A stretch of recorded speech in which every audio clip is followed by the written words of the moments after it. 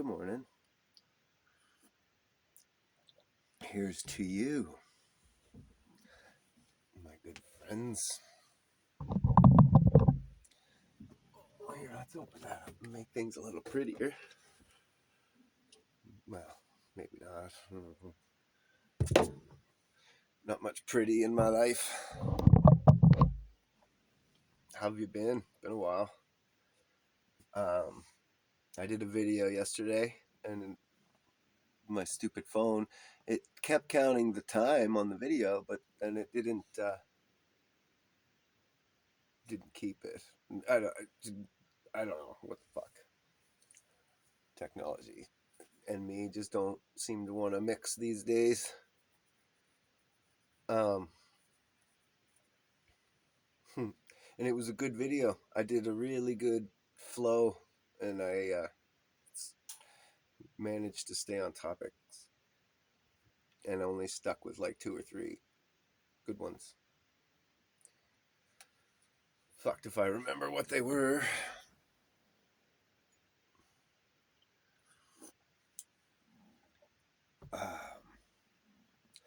Trying to think. Usually something comes to me when I get in front of you guys. New little phone position. Oh yeah, duh. It's been a fucking year. Yesterday that I've been in Ontario or whatever. So this is a year ago. Yesterday day before yesterday, I guess, that I jumped in this fucking old van and drove 1,200 kilometers got through Quebec. What a shithole. So glad I made it through there without having to talk to or see anybody at all. Beautiful countryside, I guess, but just a bunch of schmucks. They know how to speak English, but if you don't know how to speak French, they won't speak English to you. They'll speak French to you and be rude, and then if somebody who does know a little bit of French comes in and talks to them for a second, they'll switch right over to English and talk fine English, but then look at you and be like, well, je ne sais quoi, I don't know.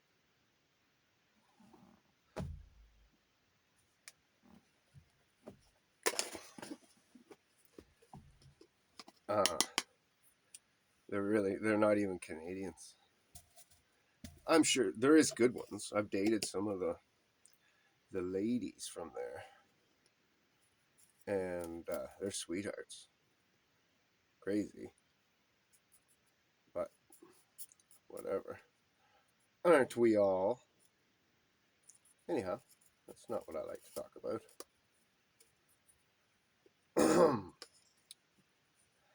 It's all up in the news lately. Oh, it's crazy watching all you people talk about whatever, January 6th or whatever other bullshit things that are in the news. Davos just finished their big meeting in the World Economic Forum and all that shit, like the evil council, the council of evil. I don't know comic books, I can't remember. Anyway, their goal is to cut the population of all the first world countries by 80% in the next 2 years. That's an ambitious goal. I'm in Canada, which is a horrible place to be, by the way. It's scary being of a free mind and being in this country or whatever. Just a matter of time until I get scooped up and thrown into some fucking re-education camp or whatever, or have all my bank for fucking accounts all frozen and shit.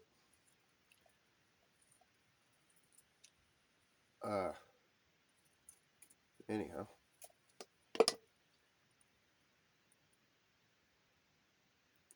Canada's population, they want to reduce that by 27 point something percent. I forget what the States was. The States was even bigger than that. It was like 40% of the US population, of the current population. Now they want to replace us with immigrants, but see, they were raised in a place where being a full blown slave is normal, right? We're like high class slaves here in Canada and the US and stuff, and in the first world countries. So they want to get rid of us and have slaves that are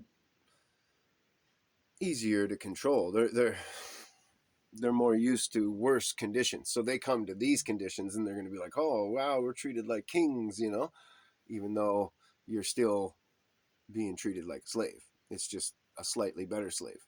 You got a better house to go to, but you're poorer because of it. And you're actually a prisoner of that house and of your possessions, whatever they may be. And some people have slightly more possessions than others that they're a slave to. Some people are a slave to in a little tiny dinky apartment with just a fucking cot in the corner. And the other people are a slave to, a big house with a car garage and packed full of toys that they can never use because they don't have the time to really use those because they're going to go pay for all that shit.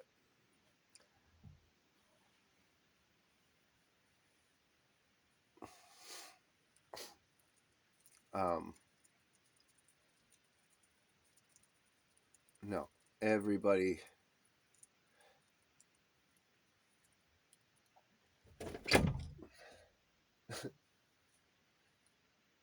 It's crazy watching. Anyway. And then with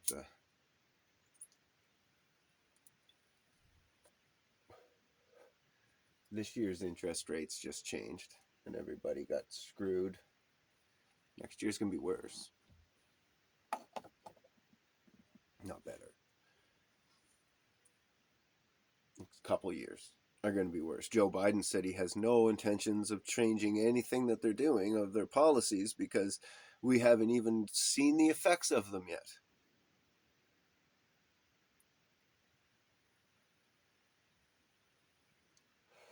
The full effect of them hasn't even started yet. Don't worry. It's coming. That's what he keeps saying.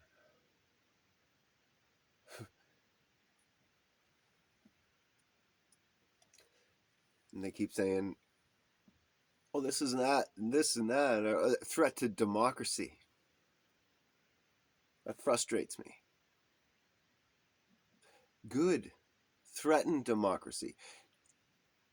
People don't realize that the root word of democracy is mockery. They're mocking you. They're mocking all of us. Democracy is just fucking mob rule.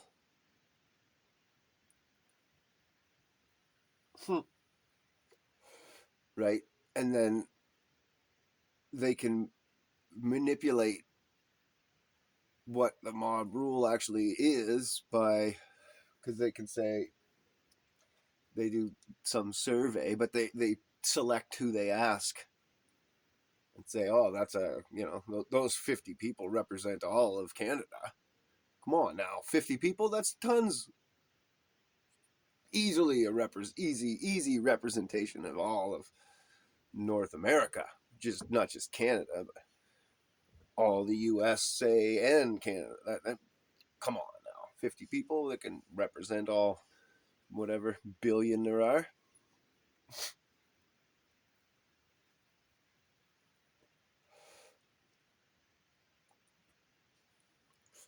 It's supposed to be a republic, and see, with a republic, it has to be reduced government because you can't have the social systems and shit like that in a republic because you got to worry about the individual. The government has to think about every individual in the country. all of them, right? So you can't be making school systems and expecting everybody to go to these school systems that are all the same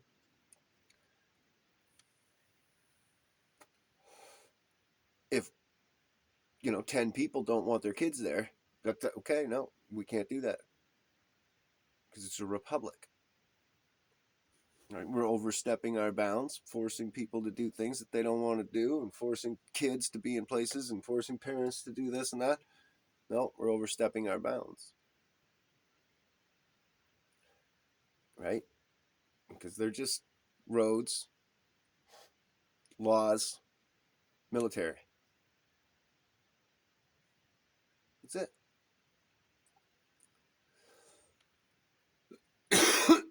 And laws, just as far as uh, like murder and things of that nature, but now in theft and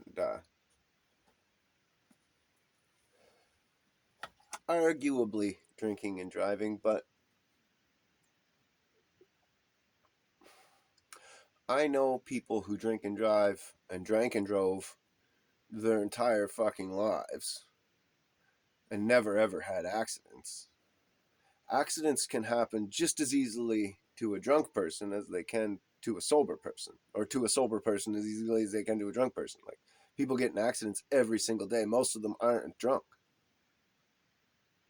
right? And I highly doubt that the yearly number of accidents has reduced with the number of people drinking and driving reducing.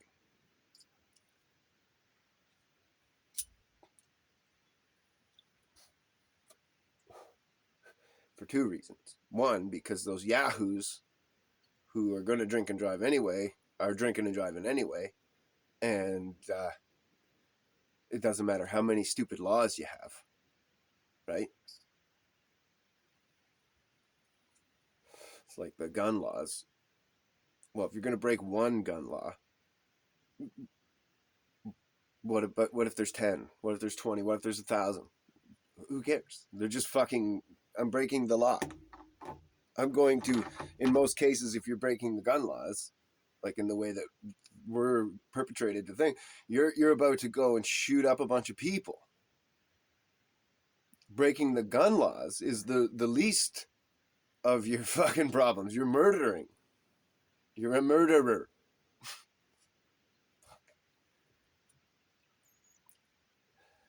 So the gun laws are fucking irrelevant at that point. If you're going to break, like, not just government law, but like all the laws of man and like God and fucking and like murder, like that's the biggest one.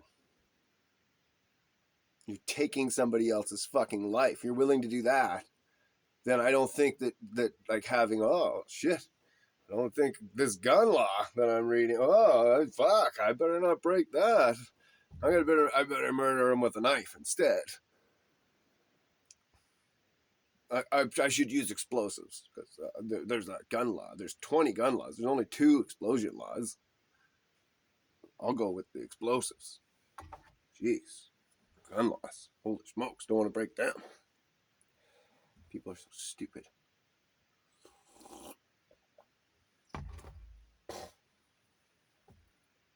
And it's been said 1,000 times by 100 fucking people. If you wanted to protect the buffaloes or the antelope from the lion, you wouldn't go and cut the fucking antlers off of the antelopes. You'd cut the nails off the lions. So taking away guns of people who obey the law and would turn in their guns doesn't do anything but make it easier for the people who don't obey the law and won't turn in their fucking guns. And they're not even legal guns. They buy them at fucking drug dealers or whatever. Fucking people are brain dead. but I love yous. Everybody else miss Steven Crowder like crazy. Keep seeing little hints of him and stuff. I have to check Rumble out. I got my high-speed internet again for a little bit. I don't know. Matt Walsh is informative, but he's not entertaining. He's like me.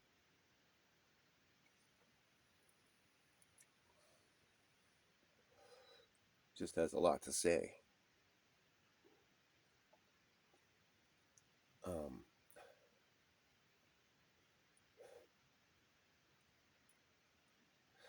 Been watching that Eddie Bravo guy a little bit. Flat Earther. Watched his life story and shit. Part of it. Just a couple interviews. They ended before he got through his story, but whatever.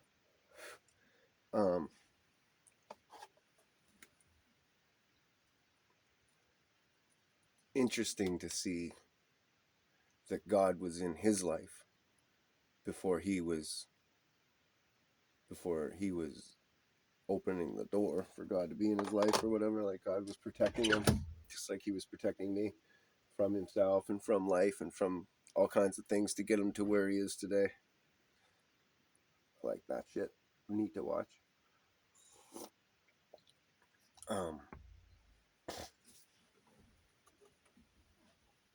Yeah, fuck. I wish I could remember what I talked about on that video yesterday because it was a good topic.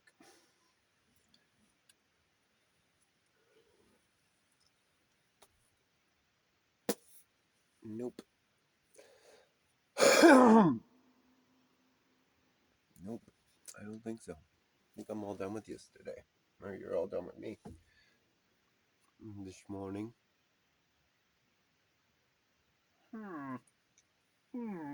Coming through top here. Shit, I can't believe I don't remember what the hell it was that I was watching. That was so intriguing.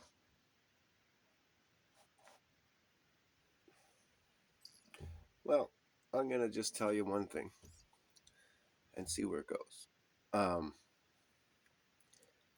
Did you know that you have, I think it's 40,000 gray matter brain cells in your heart? Consume that. It's such a, I don't know, wonderful thought. And it's so apparent once you know it. And yet, you didn't realize it. But think back when you had like a broken heart and your dog died or something, or your nanny or whatever, and you actually had like a pain, like physical pain in your heart. That's like a headache, like,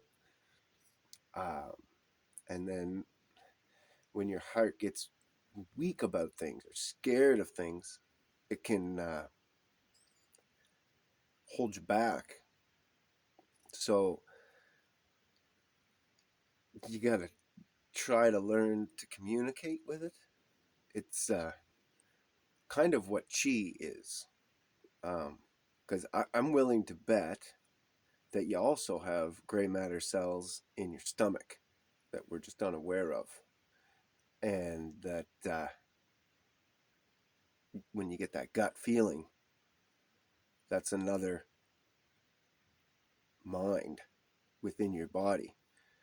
And if you can, because you got your right brain and your left brain as well, and then you have your third eye, but anyways, it works as the center brain, and it's the communicator between the two. But that third eye is also the communicator to your heart, and it's also the communicator to your stomach, right? So if you can get your chi in line together, it's being able to communicate to all of those different minds, all of those different brain cells within your body, all being able to communicate to one another, and you being able to communicate and to reassure them, right? Now your stomach, it'll let you know when you're going to do something stupid, and it'd be like, no, don't do this, you're stupid, you're going to, you're going to hurt yourself, or you're going to hurt somebody else, or somebody's feelings are going to be hurt, or what have you. I'll be right back. And your heart, well, it has all kinds of memory, like your elephant,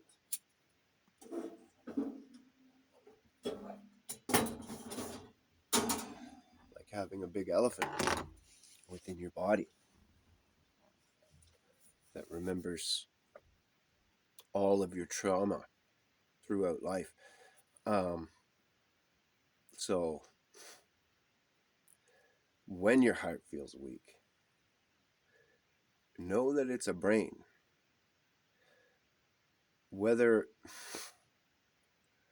or not it understands the words coming out of your mouth is irrelevant.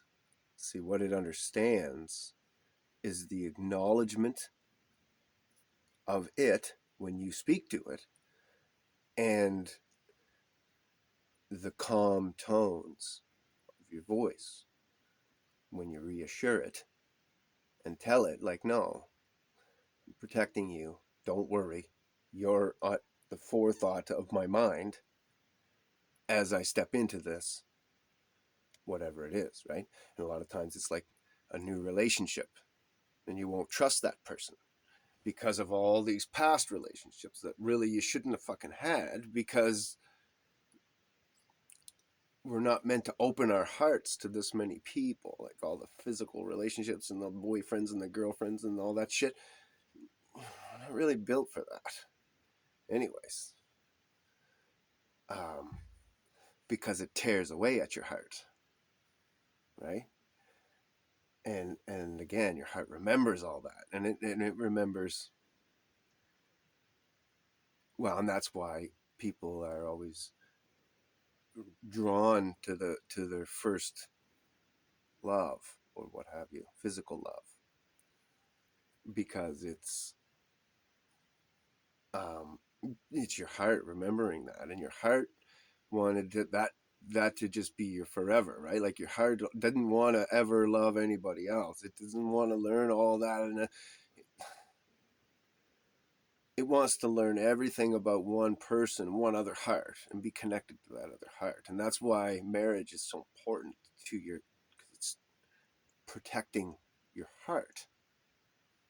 It's not just letting it be broke by whoever wants to break it. You're keeping it in. And so even, you know, a lot of people will say, well, I just sleep around or whatever. I prostitutes. It's not, that all hurts your heart. Your heart remembers all of that stuff. And again, it doesn't understand your English, and it doesn't understand your logic of your left brain or whatever. Your right brain doesn't understand your fucking left brain. Your left brain doesn't really understand that's why you need the third eye, the center brain, in order to fucking keep them from fighting each other constantly. Um, in order to make a cognitive switch, is what it's called, from left to right. I wish you could make a cognitive switch down into your heart, and I'm sure that there's a way to do that and actually think with your heart. But bring that to the forethought of your being, or whatever. But I'll explain a cognitive shift between left and right so that you can kind of understand that. See, my right brain, when drawing, right, I'd say, draw this cup, and there's exactly what you would draw on your right brain. Well, probably not. You'd probably draw this. You'd draw a circle with lines coming down both sides, and then a handle around the thing.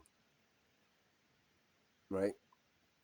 But actually, when you look at the cup, depending on where you're at, you can maybe not even see that circle at all, right? Or maybe it's just a part of a circle and you got to draw just this piece, you know, and but you got to leave that void, and it's not actually a perfect circle. It's more of an oval because it's right because it's flattening out, and it depends on how much the cup's leaned as to how much you're actually going to see that. And of these straight lines, well, maybe they're not straight. Like that has a curve where it bevels out. And this C, a lot of times you just make the C, well, that has a nice long curve down there, like a half heart, right? And it's all important to look at all those little tiny details when you're drawing something. But your right brain, no, sorry, your left brain doesn't want to do that. It just wants to draw a stick figure for a person, right? Person has a body, which is a line, two legs, two arms, circular head, right? And maybe you make a circle body, circle arm, circle leg, circle leg, circle foot, circle foot. That's it wants to keep things basic and down to all the geometrical shapes, and then just move on. It doesn't want to deal with the details. So in order to get that brain to turn off, you got to sit down and just whatever you're about to draw, or if you don't want to draw, if you just want to make a shift, you pick an object and try to find every single line and look at every detail, look at all the shadows, and look at how maybe you only see half of a shape here and a part of a shape there, and try to pick out each and every individual like hard line. That's what you want to, when you're drawing, you want to look for hard lines. And then after you get your hard lines, you want to look for like soft lines, which would be your shading, and then light, which would be the opposite of shading, leaving white to show. And then but while you're making that shift, while you're looking at all those little details, your right brain will just be like, no, okay, I'm done, and walk out. But the left brain, sorry, it's just like, no, we're not doing this. I'm not looking at all this shit. Fuck off. And it says, all right, and it leaves it over to the right side. The right side, the left side's dominant. The right side isn't the right side in most people, I guess. But now you've made a shift to making that right side become dominant because the left shut off. It's not that it became dominant and overpowered the left. It's that you bored the left so much that it was just like, okay, no, I'm done. I'm not listening to this shit anymore. And that's actually a really good brainwashing technique. When you're brainwashing somebody, you go on about big blah numbers, like, oh, billions and millions and trillions of times and years and blah blah blah blah, and you go on, and it makes you sound smart, for one, right? Like you sound like you know what you're fucking talking about because you're talking about these huge numbers, but it also turns that right side off. And it's just like, yeah, okay, bud, right on, you got it. I believe you, sure. And then alternatively, a lot of people want to impress that guy. So they'll chew up everything that he's spitting out, even though it's just bullshit, in order to be able to regurgitate it and make him happy. But they don't actually want to understand it. There's very few people that want to listen to what he said and then try to understand it, comprehend the entirety of it, and make it make sense in the world. They just say, oh, look how smart he is. He makes so much sense. I have to be able to say all those things that he says in order to make that much sense.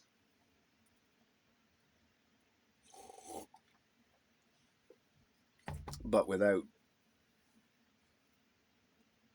actually comprehending the mathematics behind it all, without comprehending the science. And I can give you some really plain examples.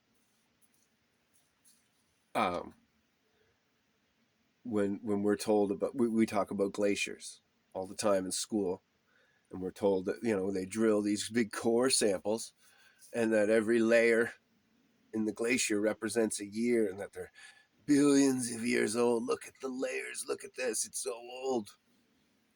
Well, what we're not told is that they don't ever put something on a glacier, leave it for 20 years, and go back and see if there's only 20 layers. There's never an experiment behind that. Ever, until there is. And it's a mistaken one. But up until like 1990, whatever it was, up until there was never a fucking experiment done where they actually left something on a glacier and then went back and drilled down to that thing to see how many layers formed in the ice, and then make a mathematical formula to figure out how old the glaciers are. No, what they did was they said, our theory needs the world to be millions of years. Look, there's millions of layers in these glaciers. Let's say that they're all years. And then it makes sense with our theory, and then everything can line up together. Isn't that great? What's the evidence? We don't need evidence. Let's just say it. Right? Now, in World War II, there was 3 airplanes, and they froze up over top of a glacier in Greenland, and they had to emergency land, and they just abandoned the planes. And they came and got the pilots and emergency rescue, whatever it was. They got them out of there, and the planes were frozen. So there was no, and that was way back when. And they're in the middle of a war, so they just abandoned them. Fuck the planes. We got the pilots. And so then in the 90s, this rich dude wants one for his lawn. He wants all 3.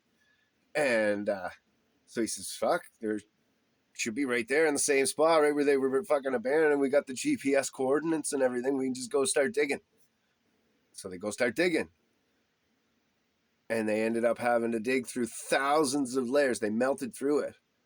And I forget how many feet. It was way the fuck down, like this great big trench that was so deep that when they got to the planes, they had to fucking they could only get one because it was so expensive. But they had to dissect the plane piece by piece and send it up through the fucking hole, and then fly it to his house and reassemble it all back together in order to get it out of the fucking pit that they dug down to get to it. That's how fucking deep it was. It wasn't like they just went there and knocked off the 50 layers. It was thousands of layers. Right? But that disproves their theory and makes them look stupid. So they deny it. And what they said was, oh, well, that one glacier grows differently than all the other glaciers in the world, obviously. Come on, duh. And it's like, well, obviously because of what? Where's your experiment? Obviously because of what? Like, why? Well, because of the geologic time scale. Well, what the fuck is that? Well, in 17 whatever, some dude, Mr. Geologic himself, or Mr. Scale, no, that wasn't his name. This geologic guy, anyways, he fucking discovered some layers in the ground, like coal and shit like that. So he came up with a theory in his head, and he wrote it all down. And he said, like, this is how things should be layered in the earth. And, it should be this era and that era, whatever. And all the earth should be layered like that because everything was put here by death. Death built everything that we have. Like, it wasn't God, it's death. Death built it all. And see, what happened was the death of one led to the soil for the next, right? So every time one species dies off, it makes a layer of soil that grows new life and new trees that another species can then, and we know the evolutionary fucking bullshit, right? So all that lie is all based off of nothing. So then they need proof for it. So they go out on these hunts for missing links and shit. They've slaughtered entire fucking tribes of people because they had different characteristics, slightly different characteristics than the rest of us. I think it was a Yugini tribe. They killed like hundreds and took all their skeletons and their skulls to the Smithsonian to prove evolution because they had a big jaw. But these guys were nomads, so they traveled around and followed the herds of animals, and they didn't carry tools with them. They carry like their basic tool, whatever, like their favorite tool maybe, but they use their teeth and their jaw, and they bite into things, crack nuts, eat the nuts, and they use. That was a big part. That was their mouth was like one of their biggest tools that they used every day. So they had over strengthened jaw bones and over strengthened jaw muscles, right? And anybody who works out can tell you that if you work out at the gym, not only do your muscles get bigger, but your bone density will get bigger and stronger in order to hold the structure of the muscle. Our bodies are amazing, but they don't evolve into monkeys.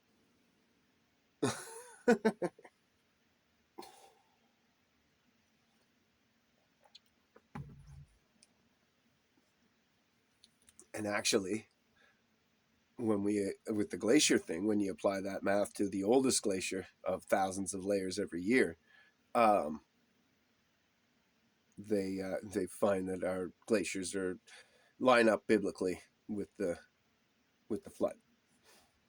The oldest one, same with our oldest desert, lines up with the flood. Um,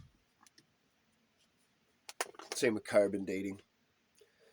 They stretch it a little, but it lines up with the flood. Carbon dating can't go back millions of years or whatever. It goes back 10,000 years, a little less.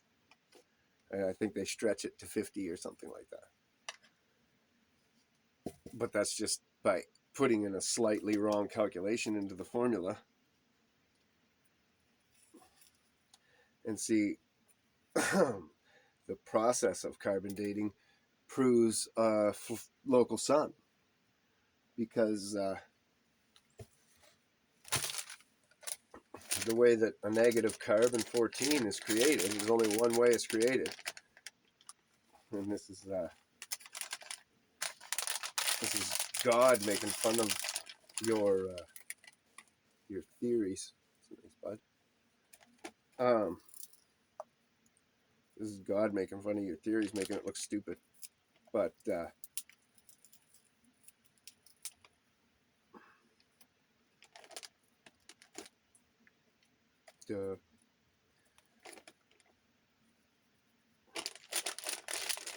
oh, drew another blank. Talking about weed.